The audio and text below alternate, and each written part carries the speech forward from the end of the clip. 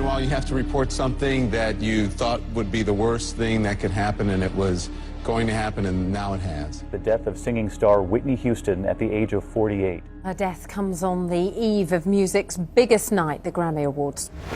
It was just such a shock. I don't think, when you remembered the Whitney that had burst onto the scene in the 80s, you just couldn't really imagine this is how the story would end. It was a huge shock to the music world.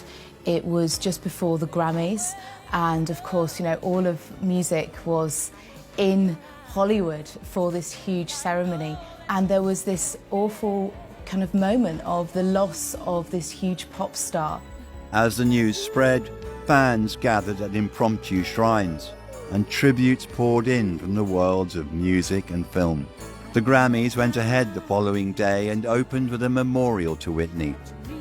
2 weeks later, the Academy Awards remembered her as well. When I heard the news, I was very surprised. I'd heard about the concerts at the O2 and how she wasn't really capable of performing anymore, but I didn't know how badly her life had got out of control. I didn't expect it. And I think mainly it's because I grew up with Whitney Houston being this clean-cut singer. I mean, the cliche is, the rock star. And she wasn't a rock star. She was a pop soul diva.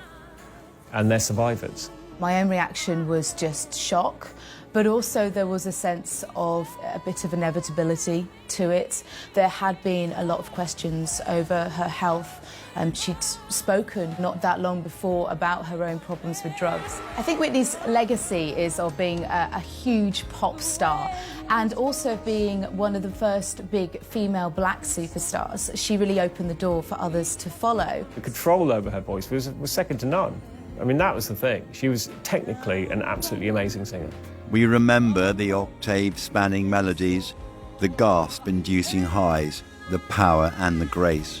But behind the voice was a woman, flawed and brilliant. A woman whose complexity was not always heard in her music. A woman embraced by the world but rejected by parts of her own community. A woman often imitated but never matched. Her talent really belonged in another era.